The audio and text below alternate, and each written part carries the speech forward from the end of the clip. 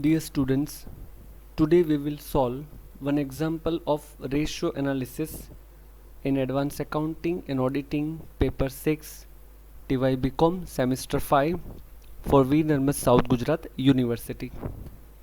Here is the question. From the given information of Karma Limited, calculate the following ratios.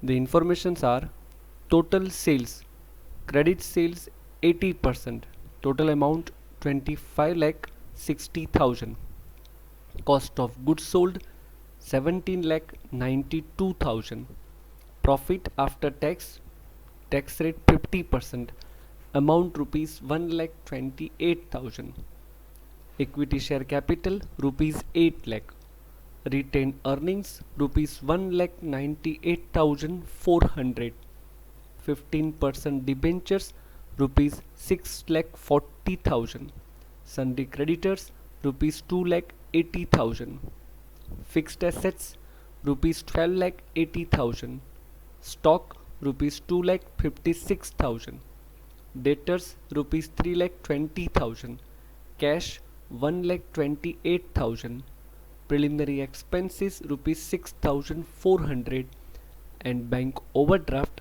72,000. And the required ratios are debtors ratio mentioned 360 days in a year, operating ratio, rate of return on shareholders fund, rate of return on capital employed, and current ratios. Our first ratio is debtors ratio. Basic information: debtors rupees 3 lakh 20,000. Our total sale is 25 lakh 60,000, of which credit sale is 80%, that is 20 lakh 48,000. So our debtors ratio is equal to debtors plus bills receivable divided by net credit sales multiply 360 days. So debtors ratio 3 lakh 20,000 debtors plus bills receivable not available, that is 0, divide by 20 lakh 48,000 multiply 360.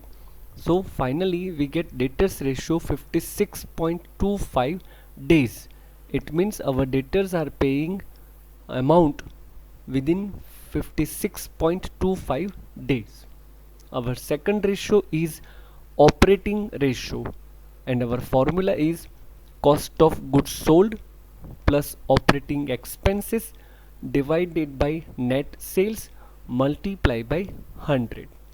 Our cost of goods sold already available in the question 17 lakh 92,000 plus operating expenses not available, that is 0, divided by net sales 25 lakh 60,000 multiply by 100. So our operating ratio amounts to 70%. Our next ratio is rate of return on shareholders fund. Our formula for rate of return on shareholders fund is net profit after tax divided by shareholders fund multiply by 100. Net profit after tax readily available rupees 1 lakh 28,000, and shareholders fund we calculate like equity share capital rupees 8 lakh plus retained earning rupees 1 lakh 98,400 minus preliminary expenses rupees 6,400. So our shareholders fund amount to rupees 9 lakh 92,000. So return on shareholders fund amounts to 1 lakh 28,000 net profit after tax divided by shareholders fund rupees 9 lakh 92,000 multiply 100. So our ratio amounts to 12.90%. Our fourth ratio is rate of return on capital employed. Our formula is net profit before interest and tax divided by capital employed multiply by 100. Here is the working for net profit before interest and tax. We have net profit after tax rupees 1 lakh 28,000. We'll add tax rupees 1 lakh 28,000. Our tax is 50%. 50% of net profit before tax. It means 100% of net profit after tax. Once again you understand, 50% of net profit before tax, it means 100% of net profit after tax. So our tax amount comes to 1,28,000. So net profit before tax rupees 2,56,000, and in that we will add debenture interest rupees 96,000. So our net profit before interest and tax amounts to rupees 3,52,000.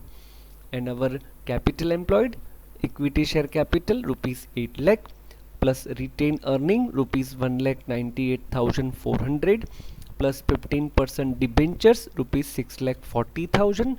So total 16,38,400 less preliminary expenses rupees 6,400. So our capital employed amounts to 16,32,000. Now we will put both the information in formula.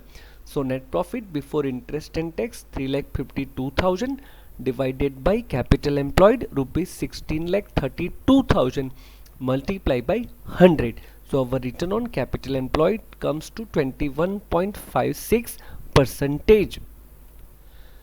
Our next ratio is current ratio, and our formula for current ratio is current assets divided by current liabilities.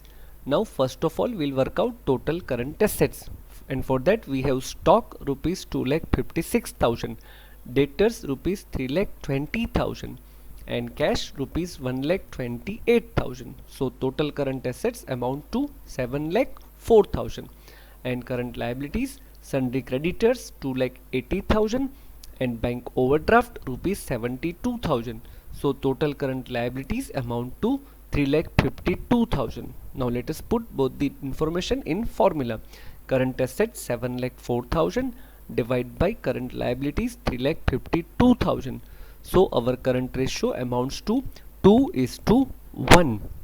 Dear students, thank you very much for watching this video lecture.